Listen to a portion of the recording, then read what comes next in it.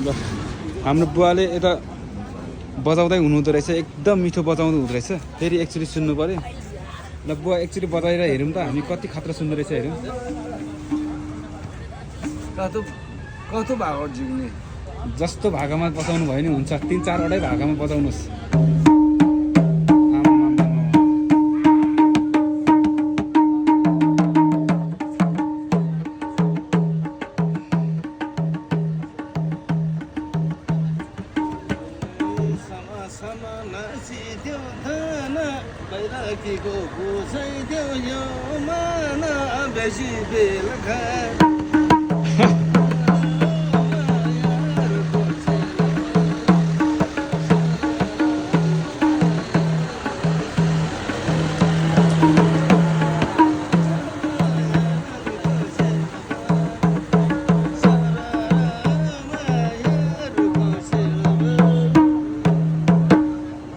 खतरा खतरा दामी दामी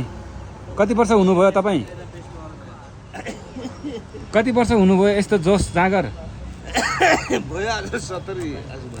ए 70मा पनि यस्तो खतरा जोस जाँगर तपाईँको कहाँबाट आयो यस्तो जोस जाँगर तपाईँको रसुवाबाट हो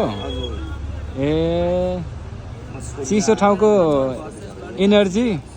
अलि लामो समय टिक्छ भन्थ्यो हो रहेछ है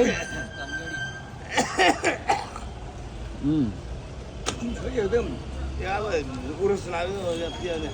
अनि मादल ठडारो बहिरा ए तपाईँको मादल पसल होइन यो तपाईँको हो मादल पसल ए तपाईँ चाहिँ छिमेकी मात्रै हो ए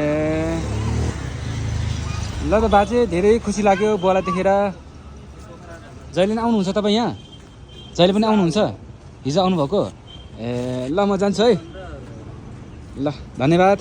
हजुर